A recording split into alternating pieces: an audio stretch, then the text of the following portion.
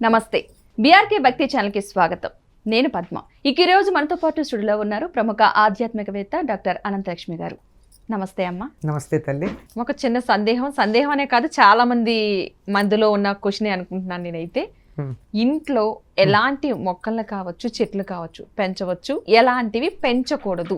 Minimum ఉన్న దాంట్లో ఇప్పుడు అందరూ కూడా అది అపార్ట్మెంట్లో ఉన్నా సరే కొన్ని మొక్కలు పెంచడానికి ఇష్టపడుతూ ఉంటారు, కానీ కొన్నిటిని పెంచకూడదు అంటారు.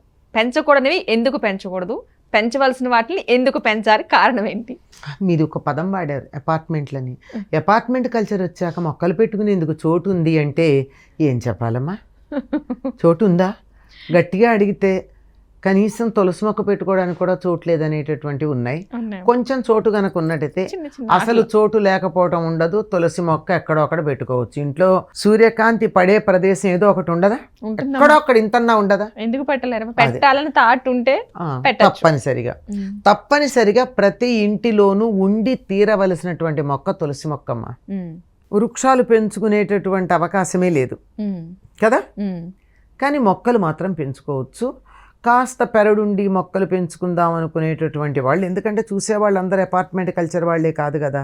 ఇంటి చుట్టూతా కొంచెం పెరడు ఉన్నవాళ్ళు, లేదా ఇంటి పైన ఉన్నా కాస్త చుట్టూ ఖాళీలు 4 పక్కల బాల్కనీలు పెట్టుకుని ఉన్నవాళ్ళు కూడా ఉండొచ్చు కదా. అట్లా ఉన్న దాంట్లో థంబ్ రూల్ ఏమిటంటే, పాలు కారే చెట్లు, ముళ్ళ చెట్లు ఇంట్లో పెంచుకోకూడదు. అది సింపుల్ రూల్, పెద్దలు చెప్పింది. పాలు కారే చెట్లు అంటే ఉదాహరణకి జిల్లేడు, గన్నేరు, వాటిని తుంచగానే పాలు కారుతాయి కదా, అవి ఇంట్లో పెట్టుకోకూడదు. ఎందుకంటే వాటి నుంచి వచ్చేటటువంటి పాలు ఏదైతే తెల్లగా ఉంది కనుక పాలు అంట, లేటెక్స్ అనేదో అంటారు ఇంగ్లీష్లో, అటువంటివి ఆరోగ్యానికి మంచివి కాదు. అంటుకున్నాయంటే ఇప్పుడు ఆ గన్నేరు తాలూకు పాలు అంటుకుందంటే జిడ్డులాగా ఒక మచ్చలాగా ఉంటుంది, చాలా కష్టపడి దురుచుకోవాలి గన్నేరు నుంచి పాలు పడినట్టయితే. ఇంకా జిల్లేడు అంటారా, దానివల్ల వచ్చే ఆయుర్వేదంలో చాలా గొప్పది, ఎన్నో రకాల వైద్యాలకు పనికొచ్చేటటువంటి ఆ జిల్లేడు, దాని పాలు మాత్రం వెంటనే నేరుగా పడితే మంచిది కాదు. ఒకప్పుడు ఏదో కళ్ళు పోతాయని కూడా చెప్తూ ఉండేవారు, ఎంతవరకు నిజమో తెలియదు కానీ మొత్తానికి అటువంటివి ఇంటి దగ్గర ఉండకూడదు. ఏమీ లేదు, కళ్ళు పోవడం మాట అది అట్లా ఉంచండి. ఆ దగ్గరికి వెళ్ళి ఇలా తగిలితే చేతికి కొంచెం దానిపైన ఉన్న బూడిద లాంటిది అంటుకుంటే దాంతో ఇట్లా కన్నిలా అనుకున్నామంటే కళ్ళు మండి రోజల్లా బాధ పెడుతుంది కదా. అంచేత అవి ఉండకూడదు. ముళ్ళ మొక్కలు ఉండకూడదు. అందుకని నిమ్మ లాంటివన్నీ కూడా పూర్వం పెరట్లో ఎక్కడ పెంచేవాళ్ళు, ప్రహరీ కూడా దాటి అవతల ఉన్న చోట పెంచేవారు, కానీ ప్రహరీ లోపల పెంచేవాళ్ళు కాదు. అలాగే చోటు పెద్దదిగా ఉండి మొక్కలు వేసుకుంటే మర్రి, రావి లాంటి మొక్కలు వెయ్యరు. ఎందుకంటే పైకి ఎంత పెరిగాయో అంతకన్నా ఎక్కువగా లోపలికి వెళ్ళి గోడల పునాదుల్ని, మనకిక్కడ గనక అయినట్టయితే కింద ఉన్నటువంటి సంపు ఏదైతే ఉందో నీళ్లు స్టోర్ చేసుకునే నేల లోపల ఉన్నటువంటి ట్యాంక్స్ ఉంటాయే, వాటన్నిటినీ కూడా వేళ్ళు వెళ్ళి చీల్చిపడేస్తాయి, పగుళ్ళు వస్తాయి. అంచేత అలాంటి పెద్ద పెద్ద వృక్షాలు ఏవైతే ఉన్నాయో వేళ్ళు లోపలికి వెళ్ళిపోయి నేలలో చొచ్చుకుపోయేవి, అటువంటివి నగరాలలో వేయకపోవడం మంచిది. అండర్లైన్ చేసుకోండి నగరాలు అని. ఎందుకంటే పల్లెల్లో బోళ్ళు ప్రదేశాలు ఉంటాయి, ఇక్కడేమో పక్కన ఇళ్ళు ఉంటాయి. ఎందుకు వచ్చింది? వేయకపోవడం మంచిది. కానీ ఇవి మాత్రం మామూలుగా పెరట్లో పెట్టుకునే మొక్కలు కూడా, ముళ్ళ మొక్కలు, పాలు కారేటటువంటి మొక్కలు పెట్టుకోకూడదు. తప్పనిసరిగా ఉండాల్సినవి ఏమిటయ్యా అంటే తులసి తప్పకుండా ఉండాలి. ఎందుకు ఉండాలి? దేవత కనుక కాదు, అది ఎక్కడుంటే అక్కడ ప్రాణవాయువు ఎక్కువ ఉంటుంది. సాధారణంగా చెట్లు ప్రాణవాయువు తీసుకుని బొగ్గు పులుసు వాయువు బయటకు వదులుతాయి. తులసి మొక్క మాత్రం ప్రాణవాయువు తీసుకుని ప్రాణవాయువుని మాత్రమే వదులుతుంది, ఆవులాగా. ఆవు కూడా అంతే కదా, ఆవు పీల్చేటప్పుడు ప్రాణవాయువు పీల్చుకుంటుంది, వదిలేప్పుడు కూడా ప్రాణవాయువే వదులుతుంది. తులసి మొక్క కూడా అంతే, ప్రాణవాయువునే వదిలిపెడుతూ ఉంటుంది.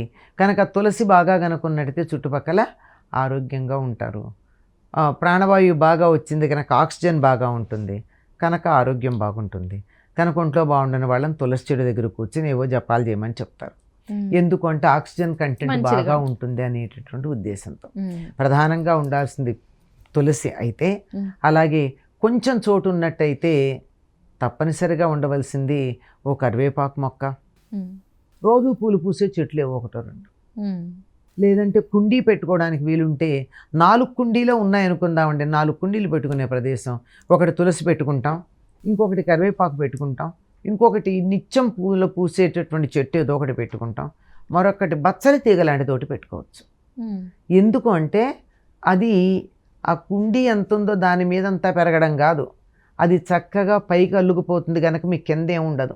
అవునమ్మా. ఆరోగ్యానికి చాలా మంచిది తింటే, full of iron and calcium. Um, రక్తహీనత పోవాలంటే రోజు విడిచి రోజు బచ్చల కూర తినమని చెప్పారు.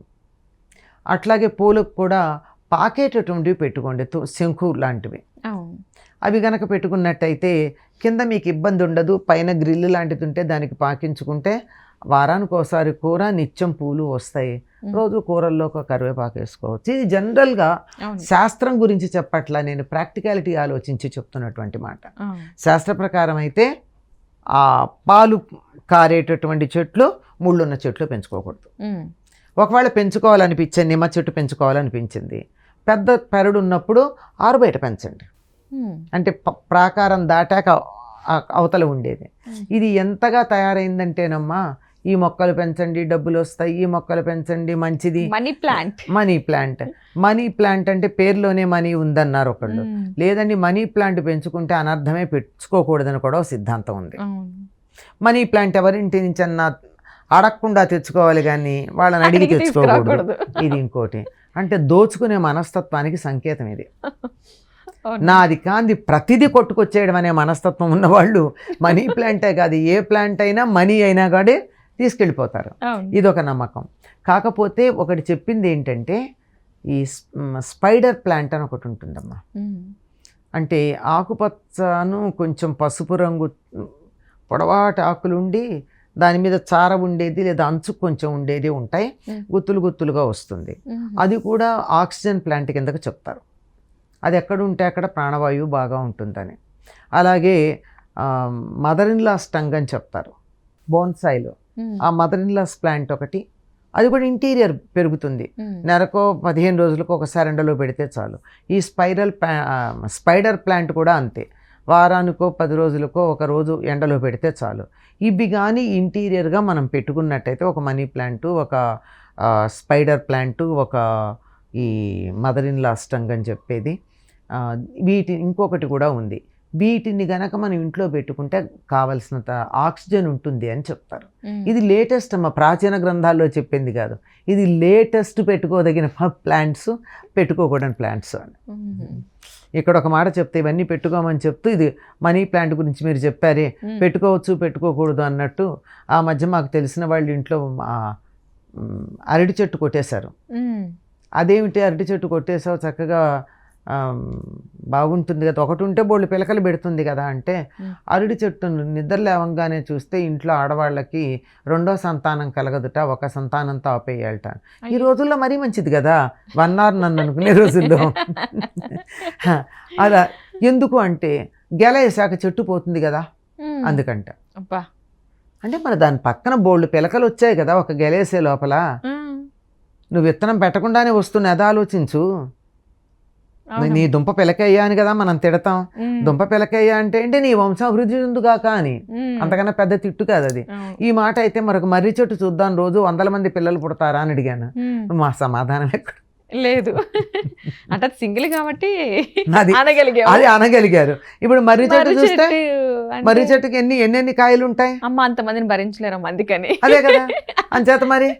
అంత అంటే అడిగిన లాజిక్కి చెప్పాను నేను, అవును. నాకు 100 మంది పిల్లలు కావాలనుందమ్మా, నేను కష్టపడి పెంచలేను కానీ, కనలేను పెంచలేను, 100 మంది పిల్లలు ఉంటే మంచిది కదా అవునమ్మా. అనుకుంటే రోజు మర్రి చెట్టును చూస్తాను, అయిపోలా. ఇంకా ఎక్కువ వస్తారు, ఏంటమ్మా చాలా ఉంటాయి. అది చేత ఇవి కాదమ్మా, ఏవి ఉంటే ఇబ్బంది కలుగుతుందో. ఇప్పుడు ముళ్ళ చెట్లు అంటే పిల్లలు ఉంటారు, తొక్కుతారు, గుచ్చుకుంటాయి, మనమే పూలు కోస్తుంటే ఇబ్బంది పడతాము. అందుకే మునిగోరింట పూలు దేవుడికి చాలా ఇష్టం అని చెప్పిన ఇళ్లలో పెంచరు, పొలాల్లోనూ పొదల్లోనూ అక్కడ ఉంటే ఆ మునిగోరింట పూలు తెస్తారు కానీ ముళ్ళగోరింట అంటాం, అది పసుపచ్చ రంగులో ఉంటాయి. ఇవి ఇళ్లలో పెంచండి అంటే ముళ్ళు కారణం, వాటికి ముళ్ళు గుచ్చుకుంటాయని చెప్పి, అదే కారణం. పాలు ఉంటే కూడా మంచిది కాదు అని అవి చెప్పారే తప్ప పెద్ద ఏం లేదమ్మా. పెద్ద ఇంటి చుట్టూతా తోట ఉండి తోట వేసుకునేంత చోటు ఉండి ఏం చేయాలి అని అడిగినట్టు అడుగుతూ ఉంటారు, అంతకన్నా ఇంకేం లేదు. అంటే ప్రతిదీ ఒక క్వశ్చనే మనకి ఇప్పుడు. అలాగా మంచి వివరణ ఇచ్చారమ్మా, ధన్యవాదాలు. నమస్తే అమ్మా.